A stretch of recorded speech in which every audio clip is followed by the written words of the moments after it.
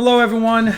Welcome to episode 51 of Axanar Confidential.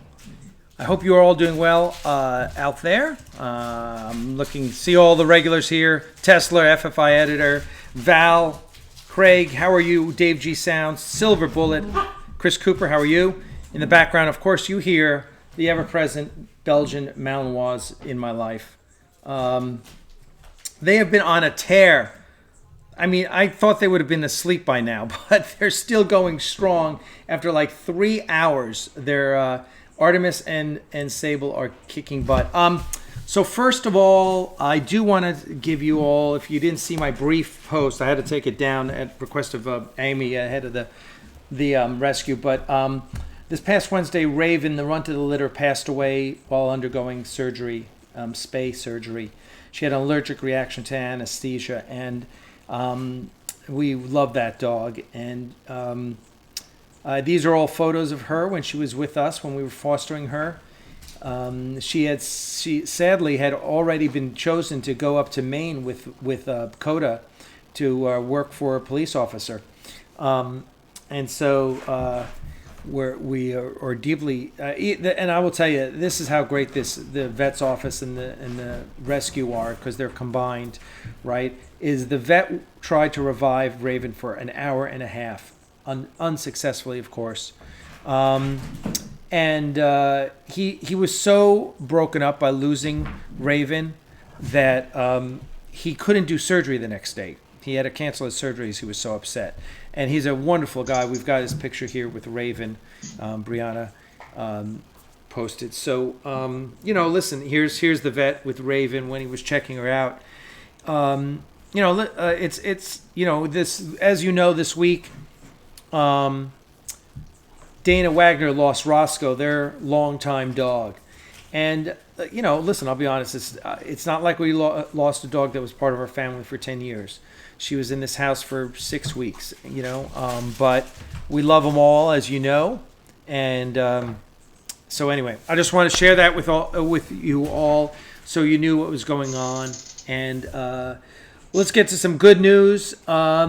This is Goo, who one of our rescue friends, Rebecca, contacted me on Monday and said, Alec, our dog's in surgery. Our dog's at the vet's. He needs surgery, or else we're gonna have to put him down, and we can't afford the surgery. It was over $900, just under $1,000. And Rebecca's got a little farm. They live in the sticks. They're not rich, but they always open their farm up to lots and lots of dogs. They foster 26 dogs at a time. So I said, don't worry, we will raise the money for Goo. And I started a GoFundMe, and within 6 hours, you all donated over $1,000 to save Goo's life. There's 2 little girls. Rebecca has 2 little girls that love this dog, that sleep with this dog. And so let's celebrate the successes this week, right? You guys were awesome. So thank you so much for those of you who donated to save Goo's life, right? That was wonderful. We'll also give one more fond farewell to Roscoe, the wonder dog, Dana and Allison's dog. Hey, get out of there. No chewing on the cord. Anyway, there you go. So let's move on to Axanar related things. What's up? Okay, so I will just come here. Frog. What, Maligator? So ow, hey, someone's a little feisty tonight. Yeah. So here's Artemis. So here. And then let's also end on the good puppy news.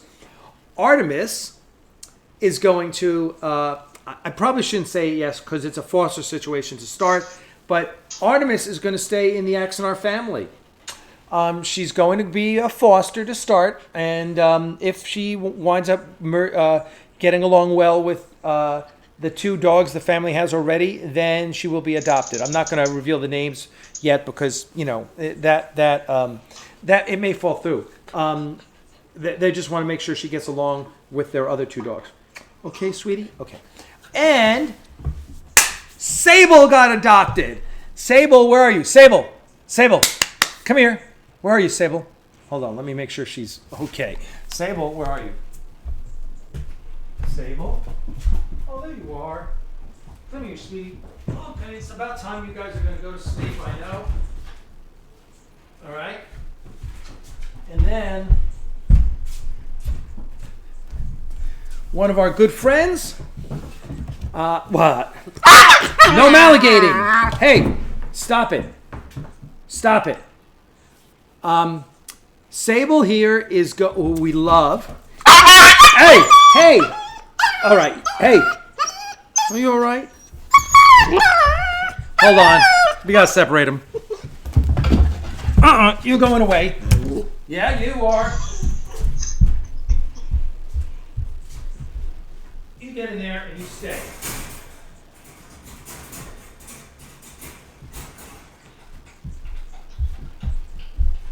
You okay, Sable? Come here, Sable. Sable, come here.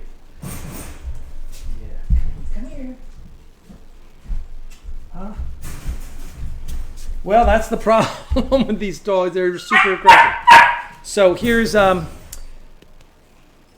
Sable is going to Freya and Luke. Freya, who is an extra in Axanar, played a red shirt. So she is staying in the family, in the Axanar family as well, and that's really wonderful. So may have to. I just put Artemis away, but they're getting pretty big. So Artemis may go to foster tomorrow. We'll see. Maybe this weekend. We'll see how the new foster parents think. So okay. So that being said, now that we've got through all the dog business for today, all right, I'm gonna hold on. I'll let her out. You gonna behave? Are you gonna behave? Don't make me lock you up again. All right. The excitement of Axanar Confidential while we're doing dog rescue. All right, so let's get on to Axanar business for tonight. And I'm going to move on here. Many of you have seen this. This is the patch. Here's the idea. Here's how this all came about. Let me get. So this patch was, Mark Payton did the design for the Daedalus, and we envisioned during the 4 Years' War that they brought out the Daedalus class ships and refit them to be hospital ships. And the whole purpose of this was because if you remember in All Good Things, the last episode of Next Generation, when you saw the future, you saw the Olympic class Pasteur, which was Beverly Crusher's ship, and it looked really like a future version of a Daedalus class, right? So I'm like, well, maybe that all started back with the actual Daedalus class. So we created this idea, and Mark drew it up, but he didn't have Mark. He's such a great artist, but he didn't quite have the skill set or the idea on how to make a really coherent patch, meaning one that would fit into the Axanar universe. So, and I'd given it to Lee, and Lee didn't have time to do it. And then about 2-3 weeks ago, I get introduced to this amazing artist named Tim Davies, and Tim's work is spectacular. And you see the new frame here that goes all around. I had seen one that someone else had. I said, "Wow, that was really nice." And he goes, "Oh yeah." He goes, "This artist did it for me." I said, "Do you mind sharing who the artist is?" And he goes, "Yeah, this guy Tim Davies." And he gives me this information, and I connect with him. And of course, he's a Star Trek geek, and he's awesome. And he just starts showing me his stuff, and I'm like, "Holy crap!" I mean, let's face it, Lee and Alexander, they're great, but they do it in their spare time. Tim is a professional artist. So I said, well, can you take a crack at doing this patch? And like an hour, he sends this patch back to me, and I'm like, holy crap, that's awesome. And that's what you see here. So I am I'm very happy to introduce to our show Tim Davies, and here he is. Tim, welcome to Axanar Confidential and the Axanar family. Hey man, thanks for having me. I've got rotating through here a bunch of images Tim gave me that you guys can see. Tim is also, like Alexander Richardson, a fanatic when it comes to the Master Systems display. So, Tim, so tell us a little, listen, I know I've told people that you worked on Star Trek Online. Tell us a little bit about what you've been doing, how you got into it, how you came to your Star Trek fandom as it was. Yeah, so it's been like I think I'm like a lot of people probably listening. I've been a massive Star Trek fan like forever, and I've always been drawing stuff on the side. Drawing the Enterprise. I think everyone does that, and I've always been a bit of an artist. So I've drawn all these little ships and stuff, and then I joined the Navy because I love Star Trek.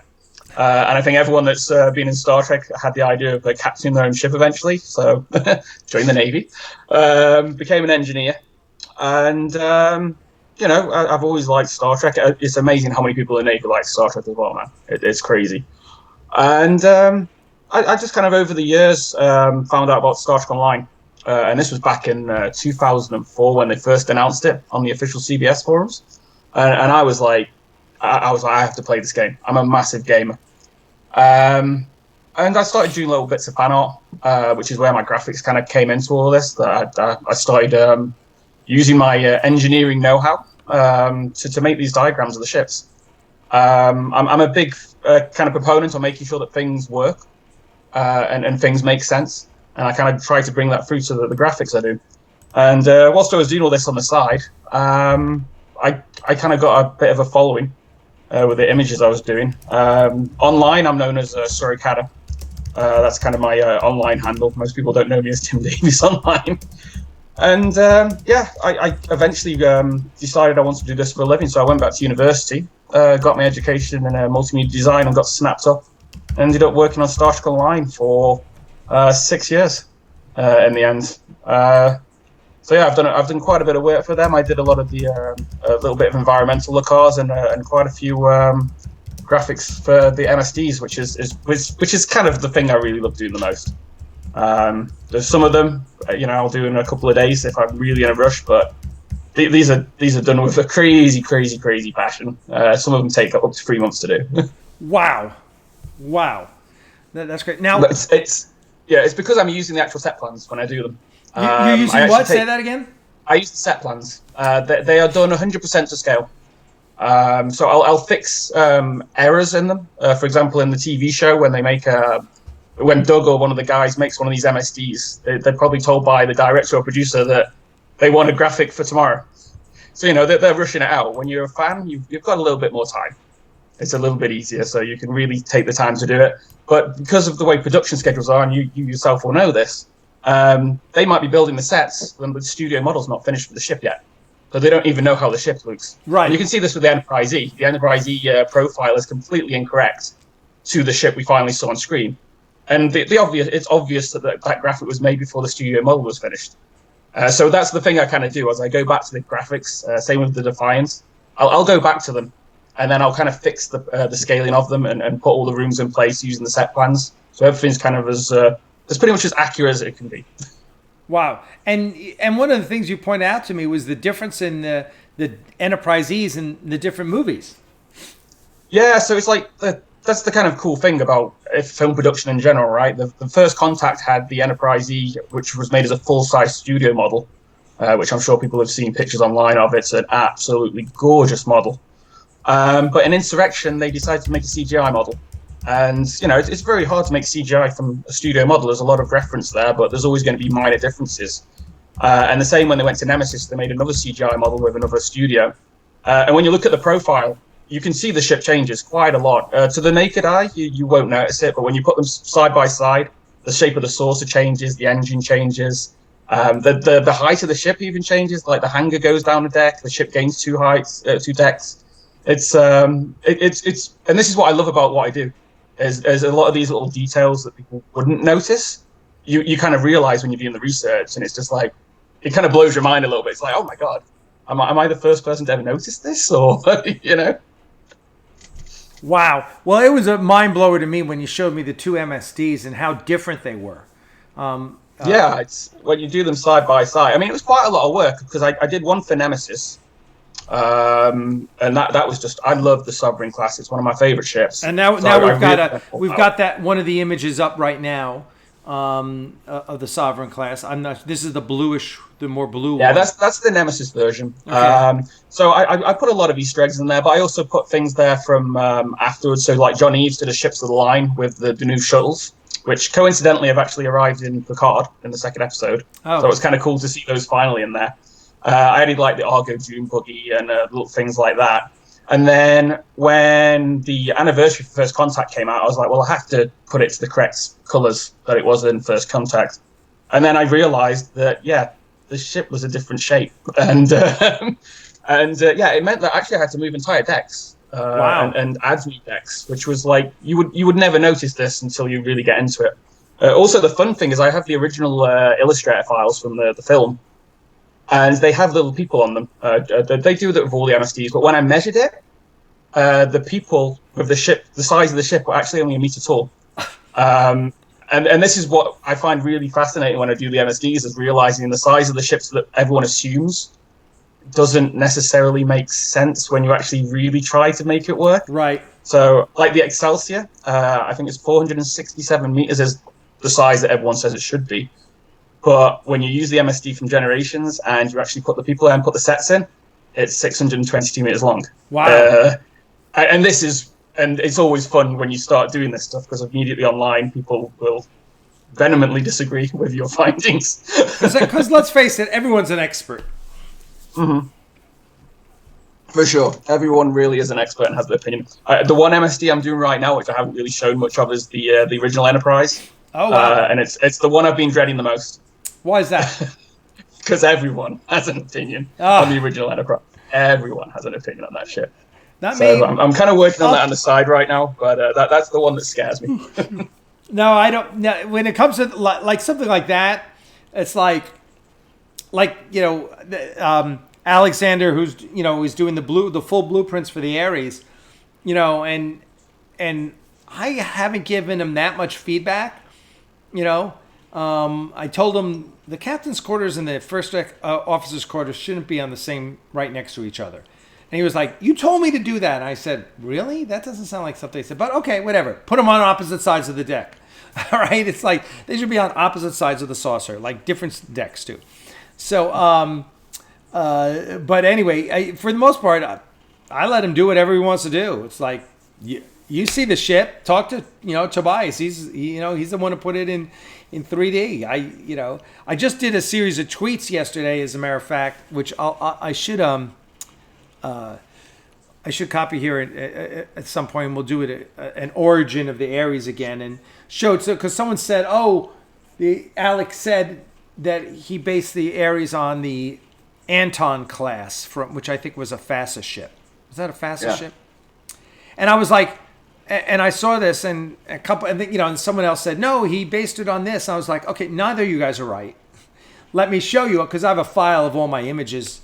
That was what I originally sent to Sean Torngo, who originally did it, and I said, here's,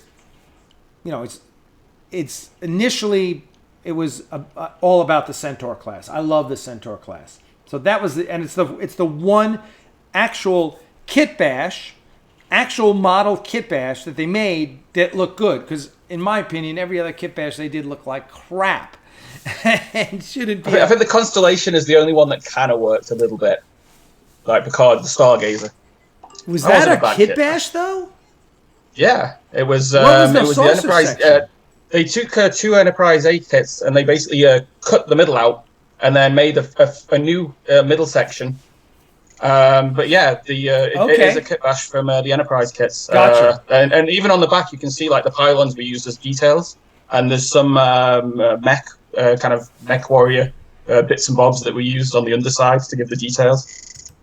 Gotcha. Okay, well that's interesting. Okay, that's good. But I got some of them. What is it? Is it the Jaeger class? I hate. Oh. And what's one of them? They use the. It's the like the backwards tail of the Excelsior. And I actually I think it's Elkins is the one that uses a Tomcat, an F-14 Tomcat fuselage as the actual secondary hull. Oh my God! Really? It's a back to front. So the nozzles for the afterburners are the deflectors on that. Oh, God. But it's an F-14 Tomcat. Just horrid stuff. So, but anyway, it's all good. You know, I mean, they were never meant to be seen on screen. Right. Like, I mean, this is like 480p. This is tiny resolution back then. Right. And I remember pausing like the best of both worlds as a kid and trying to find out what the ships were, and they were a blur on the screen. I'm pretty sure the production guys back then had no idea that we'd have like 4K TVs where we could really see these models that they made in like 2 days. The bane of every porn star is HD. So yeah, and you know, and we see these, and you know, I think what was ultimately interesting is in Deep Space Nine, in all those space battle scenes, it's like we see the same old ships over and over and over again, right? And it's like, and we don't see any Constitution class ships, which we see plenty of Reliance. Why only see any Constitutions, right? I believe that was to do with I think during the Next Generation, from my understanding, they had an agreement that they didn't want to mix the two. They didn't want to cause confusion between the movies, especially because they were still making the movies back then as well, right? I think Star Trek 6 came out around season 4 or 5 of the Next Generation, if I'm not mistaken, because they used the Next Gen sets for that. Yeah. I think they really wanted to keep it clear. Same as we never saw the Sovereign class in Deep Space Nine either. No, that's true. Yeah, great point. And people would have gone crazy to see the Enterprise. Oh, I know. That would have been amazing. I listen. The Sovereign is my favorite starship of all the Enterprises, for sure. It's my favorite. And other than the Ares, it is my favorite star. You know, it's my favorite Canon starship. The first time I saw the Ares was actually at FedCon many years ago. Someone had built a model of it. And it was on one of the model tables. No way! And I'd never seen it before, and I was just like, "What the hell is that ship?" Oh, that's so cool! That's so. It was really groovy. Wow, it's great. Yeah, listen, I tell you, it is amazing. Considering all the ships that Eagle Moss is making, they should petition CBS and say, "Guys, let us make a freaking Ares." Because I'm sure there's a few people trying to petition that. Someone on YouTube did, one of the channels did a top 10 starships of Star Trek starships, and the Ares was one of them. You know, and it's a good ship. I mean, I've seen a few resi model kits out there as well of it, so that they're out there. They are out there. No, it's definitely got its own little following. No, we do. It's fun. It's always fun to see it pop up in here and there and whatever. Okay, so. How did you become a Star Trek fan? My mum. She sat me down in front of Star Trek when I was like 2 or 3 years old. I still remember it, the original series. I remember my uncle bought me my very first VHS was actually Star Trek 2, The Wrath of Khan, and that gave me nightmares. Those SETI eels, that you can't show that to kids, man. But then again, watching the new Picard, it's just like, okay, we've progressed way past SETI eels now. Yeah. But yeah, I've always watched Star Trek. I think it's quite ironic that I've actually ended up working with it as a job, because my parents were my walls at home were just Star Trek stuff everywhere. Oh, I mean, you can see the models I have behind me. I've got models of every ship. I've got all the Eagle Moss stuff, and I've always been like this. And I think my parents are always just like, maybe you should get a hobby where you'll, you can do something with it. So it's kind of ironic in the end. I ended up working with Star Trek. So is that an Eagle Moss Viper above your right shoulder? No, that's the model kit. That's the Mobius model kits. Okay. So all these ones behind me, these are models that I've actually built myself. So I've got the Mark II Viper, the Mark VII Viper, Galactica. I've got my ship that I served on in the Navy behind me as well. Very cool. Voyager. Old Bandai Enterprise E behind me as well that lights up. I've actually even got, I'll show you this one. Got the Enterprise F as well. Very cool. So that's a kind of nice little one I have there.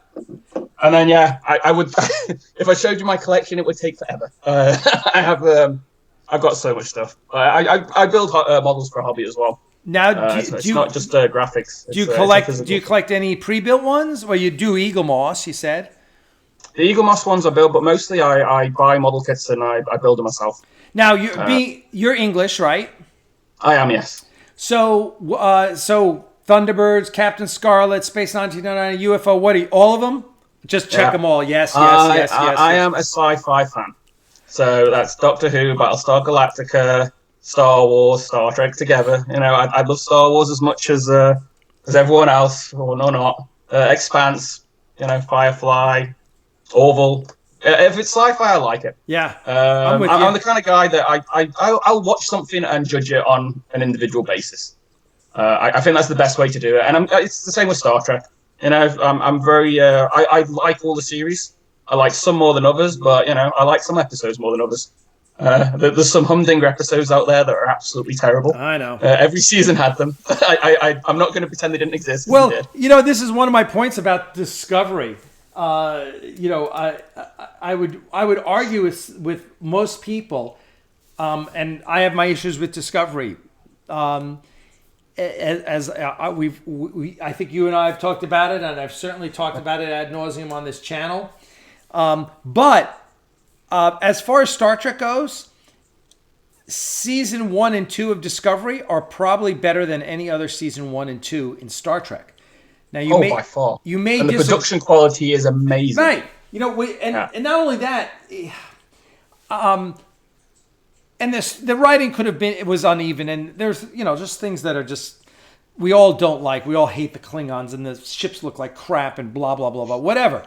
Well, the Klingons is a funny one because the Klingons changed all the time. If you look historically at the series, yes, the look they had in the motion picture was completely way off how they originally looked in the series, obviously. But then when they showed up in the third film, they looked very different to the motion picture. Yeah. And even in Next Generation, you saw very, very differing types of Klingons. And Star Trek 6 as well. Chang, we'd never seen a Klingon like Chang before. No. So it's been very. It's not like it's. A lot of people get very angry with the Klingons, but it's like if you look historically at the series, they've actually changed an awful lot. The makeup of the Klingons was the thing about the Klingons I objected to the least. I hated the ships with a passion. I thought they were. Because, which all tells out of the fact that I hated the fact that they were trying to pitch this as fitting into the original timeline, right? Yeah, it didn't quite fit. But then I look at it this way: if you look at Enterprise and the NX class, because Enterprise is canon, so technically is the Kelvin, because the Kelvin is before the timeline diverged. Yes. They had to bridge those ships' designs to the original series. So, they were kind of stuck in a bit of a rock and a hard place, I think, in some ways. I think, listen, as I keep saying, what they should have done is what JJ did and said, it's an alternate timeline, right? Mm-hmm. Then you can do whatever the hell you want. No one's going to say anything. It's like, God bless you. Go knock yourselves out. Maybe if they just did it 20, 30 years before. I think it was just a little bit too close. I just didn't see the purpose of doing it when they did it. Okay. We're not the audience. Yeah, right. We're not the target audience. Listen, I don't think we are. They knew the fans were going to come along, for the most part they have. I think a lot of fans have stayed away. I enjoy it. The size of the ships are a funny one. Where I've always found it odd in Star Trek that ships get bigger and bigger. It's historically, if you look at, I'm a Navy buff, man. It's just like ships generally actually get smaller and smaller as technology improves. Equipment gets smaller. So I always found it weird in Star Trek that people look at size of ships and think, well, this is a more powerful ship because it's bigger. It's like, well, really not. No, it's a bigger target. The warp core doesn't need to be that big. I look at ships in Star Trek as range. The size dictates the range. The further away you want to go, the further you're away from home, the more space you need for the crew to be comfortable. No. I don't see it as power because, look at the Defiant. The Defiant has the power of a Galaxy class. So blatantly it shows that the size of a ship actually doesn't mean anything. But there's always this thing in television especially, right? That bigger is more powerful. It's very obvious to the audience immediately when they see something bigger. It's like, wow, that must be really powerful. But it's science-wise, it's not like that. And this is why I think it's funny with the Discovery, even though the Discovery is so much bigger than the Enterprise. To me, that means nothing. It's like having a big tanker ship next to a frigate. Well, right, and as someone mentioned to me, it's kind of irrelevant in space. Like Yeah. a bigger. If you make the spaceship twice as big, it doesn't mean you need twice as much power to make it go. I mean, I look at the engines as well. I mean, the Discovery's got huge, long engines compared to the Enterprise, but then look at Voyager's engines; they're tiny. To me, the smaller the things get, to me that shows that it's like, wow, they've advanced with the technology that now something that used to have to be really big to do something is now smaller and more efficient and better. So, I actually like the fact that the Enterprise is smaller than Discovery. To me, it shows an improvement in technology. That's my way of looking at it, at least. I know other people are just like, but it makes no sense. I just hate the design of Discovery. I just like, Roddenberry rejected that design. Because it's the old Ralph McQuarrie sketch, right? As well. So when I saw it, I was just like, I immediately recognized it as what it was. But yeah, it's every series has had this though, right? When Voyager came out, people were just like, what the hell is this shit? I still hate it. Even the Enterprise D. Some people hate the Enterprise D. I hate it. Yeah, I hate the Enterprise D. Hate it. Everyone's got their own ideas and has their favorite shit. Right, it's beauty's in the eye of the beholder. Yeah. That's not me saying my word goes. It's like me personally, I don't like those ships. Other people love them. God bless. I like it's like cars, man. Ships. I love that though. I love that there's different ships that people like. That's great. Yeah. And ships have to look different. They have to. Yeah. Because otherwise it gets really boring. Otherwise, if all the ships look the same. Listen. Some people like Porsches. Some people like Ferraris. Some people like Lamborghinis. Some people like Lotuses. It's and different strokes for different folks. The beauty is we've got a big fleet, and everyone can have a ship they like. Exactly. That's what I like about Star Trek. I mean, that's the thing with all the series as well, right? They all explore very different stories. You don't, and that's the thing. You don't have to like all Star Trek. It's fine to not like a series. I always find it weird when people feel like if you like Star Trek, you have to like all of Star Trek. It's not like that, and the same with Discovery, right? It's like if you don't like it, that's fine. It's like it's not like all of other Star Trek has ceased to exist and it's been deleted from existence. Your Star Trek that you like is still there. You don't have to watch it if you don't like it. It's fine.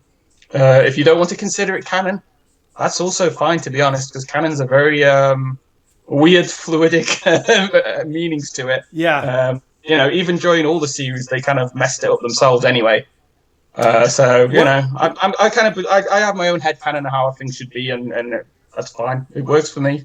I'm just amazed that considering how much all the writers on all of Star Trek always bitched about it having to adhere to canon. Yeah. Right? That you always hear that. You always hear that, oh, what a burden it was and this and that. And then here comes the new Star Trek and they're like trying to shoehorn it into canon. I'm like, wow. I mean, you're just setting, and listen, I'm not a disco hater, and not only that, I'm actually working on a video that is basically going to be about why I think all the dislike of Alex Kurtzman is wildly misplaced. Because I think that he's doing good work. But one thing I think is that, well, as we talked about before, the first two seasons of Disco are arguably the best first two seasons of a Star Trek show. Yeah, for sure. But I just feel like, you know what? If they had taken that show and placed it 40 years after Voyager returned home, right? Or whatever. Or 20 years after, whatever. They would have freed themselves from so much. I mean, look at Picard. Picard is rewriting, they got 20 years to say, we don't have to worry about all that canon because we've got 20 years in which we can undo whatever we want to undo. Yeah. Right? And even characters can change. I mean, I think if I look at how I was 20 years ago to now, I have a very different personality. Yes. So you can kind of explain away people's personalities change a little bit as well, because it's like, why is this guy going to act exactly as he did 20 years ago? He's been through a lot. People go through changes. Yeah. I think everyone can say they're pretty different to how they were 20 years ago. Well, it was. There's ways of getting around it. I don't know if you listened to the Picard podcast, the official podcast with Will Wheaton, right? No, that is the after show. That's the after track, right? That's the after show, which I don't like particularly. It's okay. I shouldn't say I don't like it. It's okay. The podcast, on the actual audio podcast, it's got two guys, Jeff Boucher and someone else from Deadline Hollywood. But it's the official Picard podcast. and it's great. And they've got everyone on, all the stars and the producers and directors and everyone comes on. So it's really insightful. It's really interesting, all the things they talk about. And I was listening to the episode 4 podcast, and what was interesting was Jerry Ryan talking about how hard it was for her to find the voice of Seven of Nine 20 years later, and how panicked she was. I've talked to her about this actually a few years back. I interviewed her when she did she was at FedCon to do her voiceovers for Star Trek Online, and I did actually ask her what it was like to come back and actually talk to be a character again so many years later. So it's kind of weird seeing her back in Star Trek, because I remember back then she was saying, she was asked to come into Nemesis, and she refused it because she said she didn't see any reason why Seven would appear on the Enterprise E all of a sudden. It made no sense for that character to be there. Yeah, I kind of agree with that, right? Well, that was kind of interesting. I mean, I find with Star Trek lately, it's and then this is where it kind of ties into the graphics I do. I feel Star Trek's become a little bit more science fantasy than science fiction now. I've always, I mean, it's fun sci-fi. I enjoy it as a sci-fi show. I do enjoy it, but it's like when people get angry about Voyager not having space for the shuttles, and then you see the Enterprise in the last episode of season 2, just shuttles coming out like crazy. I mean, it looked cool, but it's just like when I'm doing my Master Systems displays, I really try to figure out where everything goes. I mean, to me, I've worked with these diagrams when I was in the Navy, like system diagrams of where things are. And that's the important thing when I make them. It's about the systems and how the main systems interact. The rooms, they're just, they're fluff to kind of flesh it out. The most important thing are the engineering systems. So when I did the Voyager one, I changed it to include the Delta Flyer, because people always wondered where it went. So I've tweaked it. I put astrometrics in there, hydroponics, all the little rooms that you saw through the show that you never saw in the MSD, I added to it. And that's what I do with my MSDs. But it's getting to the point now with the shows where you get like the turbo shaft in Discovery. It gets really hard to put those in the system displays now. Oh my God, that's a nightmare. I know. Oh, and someone said earlier if I like Red Dwarf, yeah, I do. Red Dwarf is freaking awesome.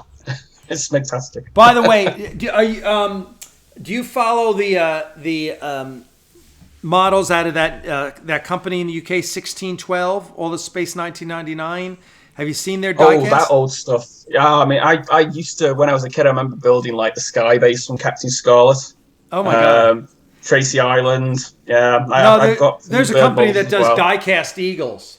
They do 12-inch ones. They're massive, some of them. Yeah. Yeah, and they do the 44-inch ones. Yeah, I know it's crazy. I love it because they're making like every single Eagle you've ever seen, and all the other ships, and the laser tanks, and the Hawks, and I love that stuff. And this year they're going to start coming out with kind of big size Thunderbirds too. So. I love that shit, man. The film was a bit of a letdown for me, but I love the ships in it. They were pretty cool. But the film was not so good. I love that stuff. It's great. But Thunderbirds, I used to go to... I mean, it's the same with Star Trek. Back in the day, I used to record all of Star Trek, so I had it all on VHS.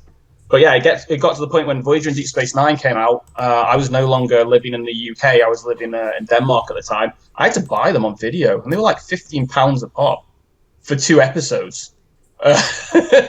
It's crazy. And I remember going to the video store, to Blockbuster, which no longer exists now, and I would just rent the episodes of Thunderbirds and stuff when they came out on video, and now I own all the series on tiny little Blu-rays. Yeah, I know, right?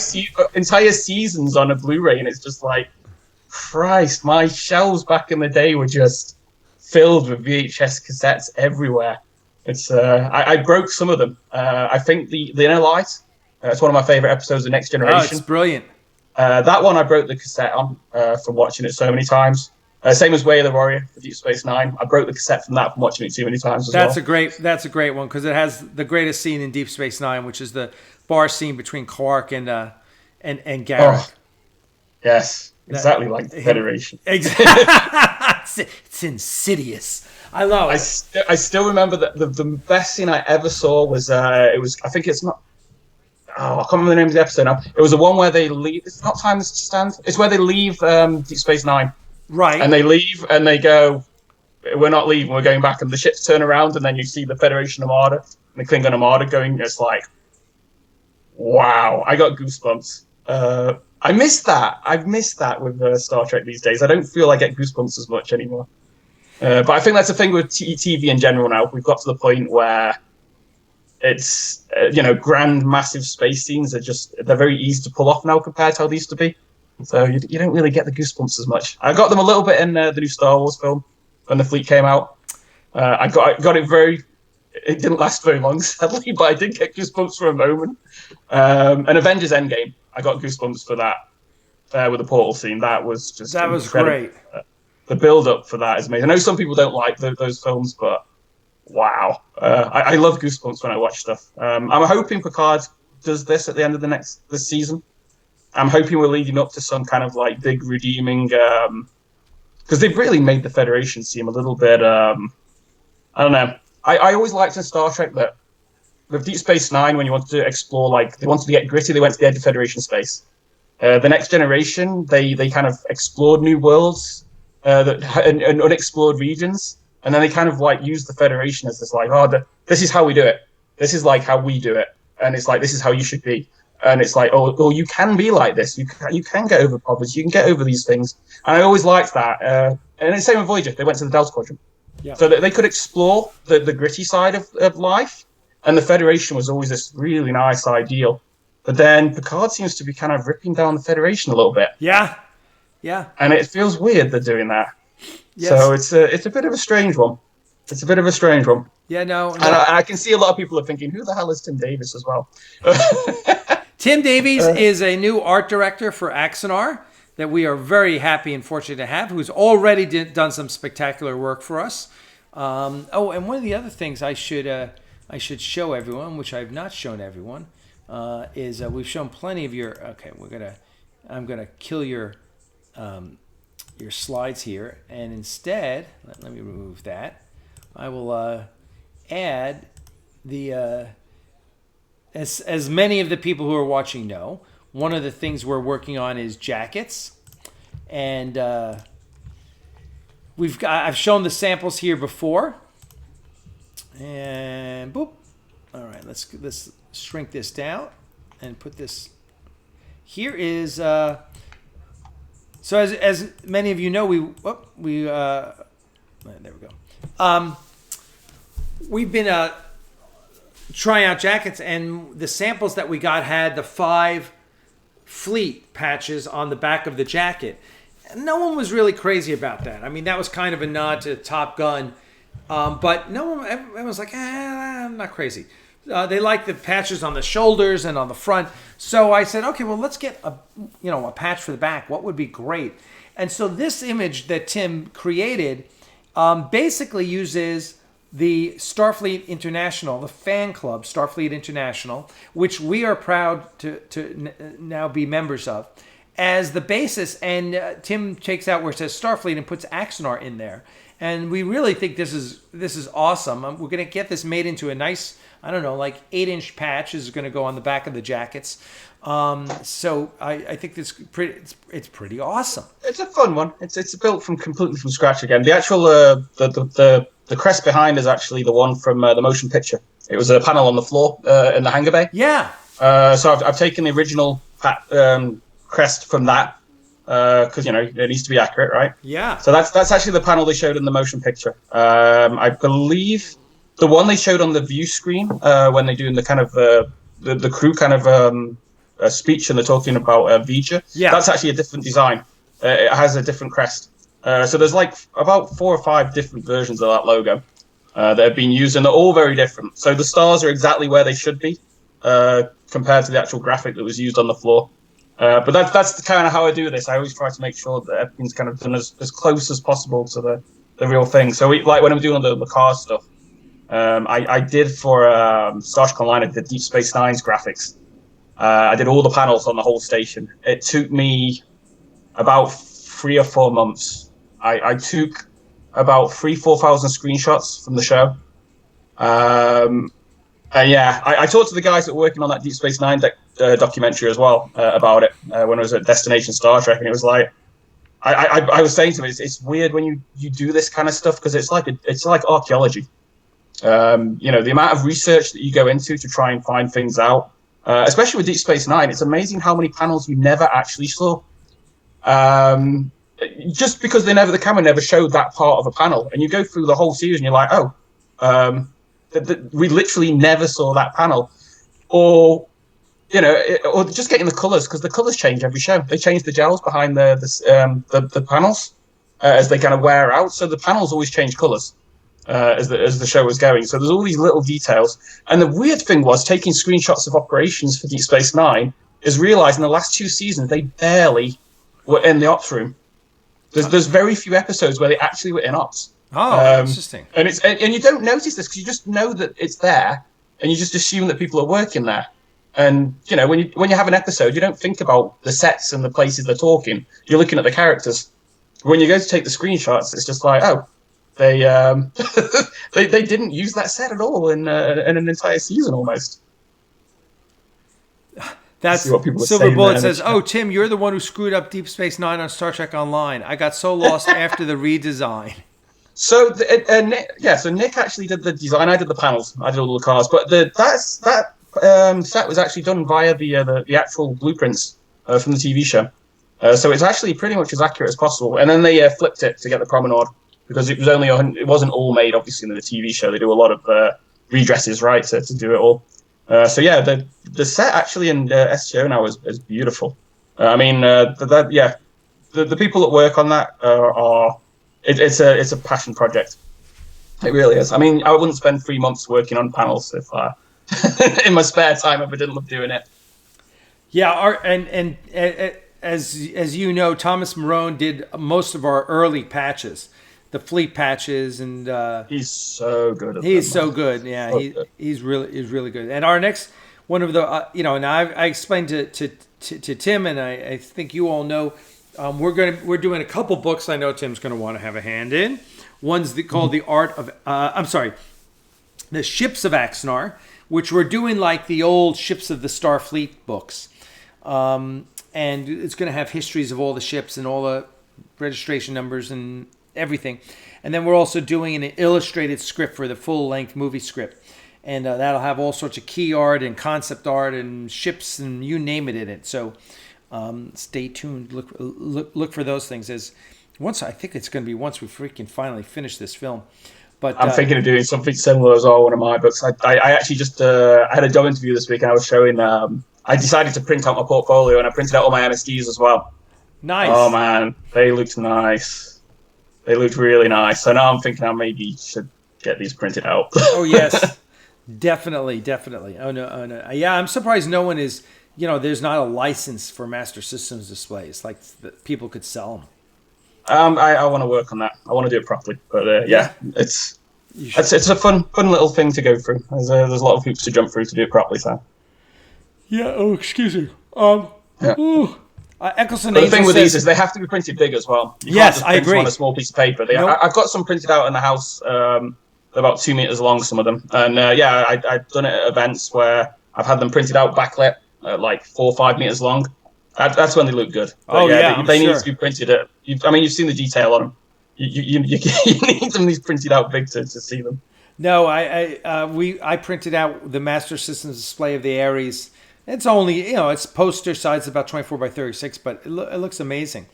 It really does. So I'm looking forward to printing the next one. So listen, we're coming to the end here. Time is flown. I know time flies here.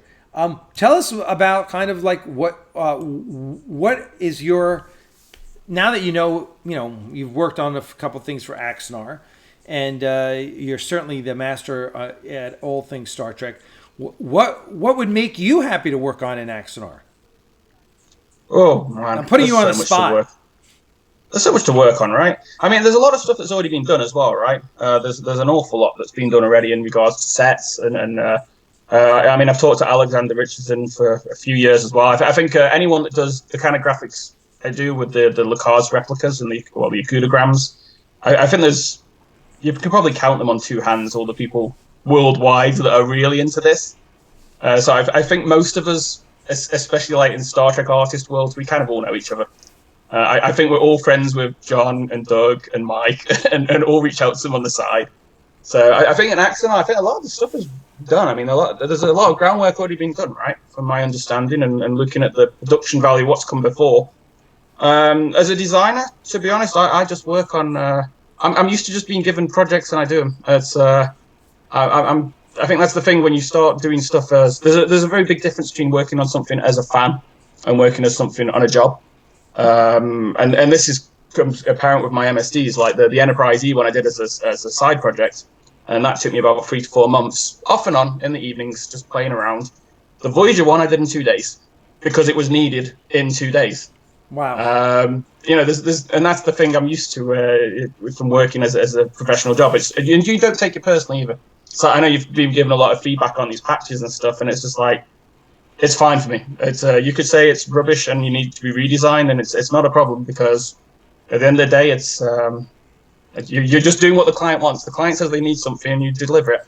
And I think this is fun in Star Trek in general when someone says they don't like the design of a ship and they hate on the designer. It's like, yeah, but it's not the designer's fault. The designer just created what someone told him to create. It's not like they've decided the ship has to look that way. They've probably done a version of the ship as you wanted it to be, and it just got turned down. It's just the way it is. Yeah, I like working on lots of things. New things is fun for me as well because then you get to learn something new as well. Yeah, no, I can't disagree. I can't disagree there. I think I'm always amazed, and this is where like I'm kind of shocked at some of the just and YouTube just kind of cultivates this need to criticize, right? There's so many YouTube personalities that feel the more outrageous they are and the more hatred they spew, the more successful they'll be. And I just think that's the wrong way to be a fan. I mean, right? A fan should be supportive. I mean, I get it. I mean, it's almost a religion to some people, right? Yeah. I mean, I've shown my MSDs at events, and I've had people, hate on some of the stuff that I've added to the MSDs, but I just try to explain things in a technical manual way of why it's being done. And usually people are like, "Oh, okay, I get you." I mean, I think the only thing I've not liked in Discovery so far that really ground me up was the short trek Children of Mars. Yeah. And the shuttle takes off. As the shuttle takes off, the airlock starts to spin, and it looks cool, but it's not an engine; it's an airlock. It's a tiny little detail that you won't usually notice, but it's just like you can see that the special effects person just didn't understand it. Right. And this is what I find interesting from when the guys like Rick Sternbach and Mike Okuda and Doug Drexler, these guys paid attention to detail, and every single thing had a very specific reason. Whereas now it feels like if you've got an agency doing stuff for the CGI, they might not necessarily understand Star Trek or the technology behind it. They've basically been hired to make a graphic and animate it. So I think that's but that's the industry these days, right? It's changed a lot. And I think the interesting thing I found, I was listening to a discussion. It was with Doug and Herman Zimmerman, I believe, at STLV. And he was just basically saying that when they hired people for Star Trek, they didn't hire them for their skills; they hired them more for the personalities. It was more important that people got on together because you can teach people stuff. And if you look at Star Trek back in the day, I mean, they were inventing the wheel. Even Battlestar Galactica, some of the CGI stuff they were doing, they were breaking the molds, right, and doing new stuff. And that's how I've always seen it with design and artwork. You always have to kind of push the limits. And that's how I kind of see it with design. You kind of just go with it and push what you can do. No, I saw, and again, with the designers, I saw a really good article today. It was about the coronavirus, right? And it was showing a map of the world where the virus is. And someone hadn't put all the states of the US. They'd missed Hawaii and Alaska when they said it was the United States. So people were immediately saying, that's wrong, they've missed the states in America. And all I could think is, trust me, the graphic designer has been told, here's a map, highlight these countries, and I need it in 10 minutes. Because that's the reality of how it is in the industry. It's not like the fan world where you can take 2-3 weeks to do a graphic. It's literally, hey, by the way, I need a graphic and I need it in 10 minutes. It's going to go live. Right. And I think that's a thing people forget. And especially with TV productions. These, I mean, look at the old TNG episodes. They were an episode every 2 weeks. It's incredible what these guys did with a 2 week turnaround time. It's a testament. No, it's absolutely amazing. I think people need to realize that the film industry is a really harsh place to work.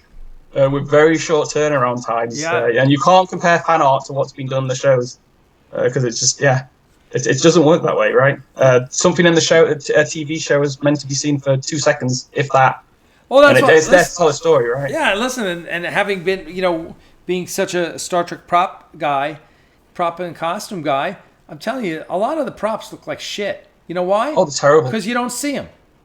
Yeah, they're not meant to be seen. They're not, or they're meant to be used once, right? Yeah. You're going to see this on screen once. It's not going to be, everyone's like, wow, it was meant to be used once. Now, that being said, terrible. I hear the props in Discovery are insane. Like, ridiculously. They are amazing. They are. So I know the guy that did the spacesuits, and he was showing me the photos of it, and it's just like the amount of detail. It's crazy. It's mind blowing. It's absolutely mind blowing. The amount of work these guys put into the stuff. Those props, the phaser rifles. I was holding the replica ones that they make, and it was it's next level stuff. But then they have to be, right. I've got a 4K TV here, and now they're talking about 8K TVs. It's like. They've got to. They've literally got to go there with this. The production quality is, it's next level. Back in the day, it was literally, let's get a piece of balsa wood and carve it out, and that'll do. Yeah. By the way, we have a couple comments. One said, one comment, which I totally agree with, is Donnie Pearson says, what I love about Generations is the score by Dennis McCarthy. Yes. That is a brilliant score. It is one of my favorite Star Trek scores. I absolutely agree. And someone else says, John Eves hates many of the ships he designed for Discovery. He had many fights over their look. So here's what I'm going to say about that comment right there, because I know John. And John is like Doug Drexler, just one of the true gentlemen in Hollywood, right? Never say John is the nicest guy I've ever met in my entire life. Isn't John just a sweetheart? He's so nice. Those two guys are just, I wish I could be a fraction as nice as they are. And this is what I'll say about what you heard Eve saying. I bet, and I know John pretty well, and John's a fan of Axanar. And we talked. John's a fan of everything. He's a geek. So nice. He is. He's a total geek. But I will tell you what. One of the things is he's like Doug. Like you can't get Doug Drexler to say a bad word about anyone, right? No. And John's the same way. And so I'm not convinced John hates many of the ships he designed for Discovery. He may have said, well, they wanted something different than what I initially offered, right? Something like that. And now, I will tell you that I hate many of the ships designed for Discovery. I mean, that one that looks like a saucer with 2 squares through it, 2 long rectangular piles. It's just hideous. It's the Shran. And then they named they put Shran's name on that hunk of junk. Hideous. And John Eves may have designed that, but I guarantee you, if he did, he designed it because he was told to do that. It's like what I said about designers. We do what we're told to do. Exactly. Because you know what you get from John Eves when you let John Eves be John Eves. You get freaking brilliance. You know. I mean, the thing is as well, and this is what people forget in storytelling, is like the ships all need to look very distinctly different from the silhouette because you might only see them for a few seconds. Yeah. So it's a storytelling mechanic. These ships aren't necessarily meant to be seen close up. The idea is to show a fleet of ships that all look different, and they have to look different shape-wise. That's why it's done. It's the same. I think we've discussed this before when we talked about map graphics and stuff. It's not about making a piece of art that looks nice. It's about selling the storyline point of that scene. You're setting up a scene with a ship or be a graphic. It needs to sell the storyline points, not look nice. And it's always a fine balance with this kind of stuff of making something look pretty but also functional, and also telling a story in 1 to 2 seconds that it's on the screen, right? Yeah. By the way, I know that. I mean, I haven't heard it, but it's so obvious that the Shenzhou was a John Eves design.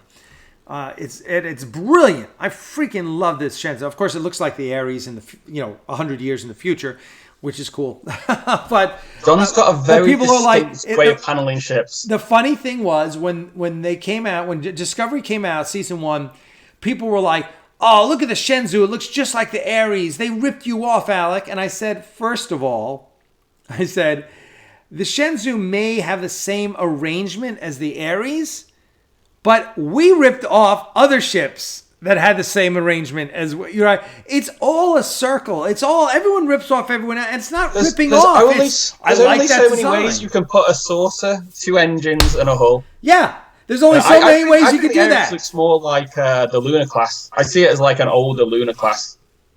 It's got a very similar silhouette to the Lunar. Yeah, in a lot of ways as to the Titan. Well, it was and believe me, Sean wanted it to look more like the Luna than I would let him make. But it was and I'll show you. You'll see the photos. We'll do a little design breakdown of all the photos of how we got where we got. But I kind of knew what I wanted on the Ares, and I was just getting someone who actually could draw what was in my mind. Right. So, well, listen. Hey, thanks so much for coming out. I know it's late over there. What is it, like 3 a.m. now? Oh, 4:10. Holy shit! Dude, you got to go to sleep. I'm a night owl, man. It's morning. It isn't even night anymore. I'm working on Picard Lacar's graphics right now. I'm trying to reproduce those. So. Oh, God. All right. Well, good luck. I want to thank everyone who came out for this episode. I want to thank you for showing the flag here for Tim and welcoming him to part of the Axanar family. Thank you. I saw a couple new people, Incredible Shrinking Fungus, Joel Zedek. Thank you guys for coming out, as well as all the regulars. I want to thank Trey, as always, for being out here and helping out. We will look forward to... I'm going to try and get an Axanar After Dark this weekend. And thank you all for coming out. Now, here's the thing. Next Friday... I am hoping, if all goes well, I'm going to have a very special non-Star Trek guest. I'm hoping to have Pete Dominic, who some of you may know from Sirius Satellite Radio, who he's been on Bill Maher, he's been on MSNBC, CNN, you name it. He is a talk show host, a comedian, and just a brilliant guy who I admire greatly. And he and I have been talking a lot lately as he creates a new podcast. So I'm trying to get him on. He's awesome. And I think it'll be a really interesting and different show. So thank you. Listen, thank you all. Make sure you give me the thumbs up here. Make sure you subscribe to our channel and click the notifications icon. And go to our Patreon, Patreon/Aries Studios, and donate. And we'll have more information about the shoot that's coming up. Thank you all who donated. Thank you very much. We passed our goal, our donation goal. We're over $3,000, so thank you all very much for everything you do. So we will see you guys next Friday, at the latest next Friday, if not this weekend. Thank you, Tim, once again. I am really excited about working with you, sir. This is going to be a fun ride. Pleasure, man. You do amazing work. I got to get you on your next patch because I've already sent off the Daedalus class refits already at the patch maker. So sweet. I'm looking forward to seeing how they turn out. Yeah, no, it'll be great. All right, everyone. Thank you as always. Live long and prosper, and peace and long life. We will see you next week. Cheers.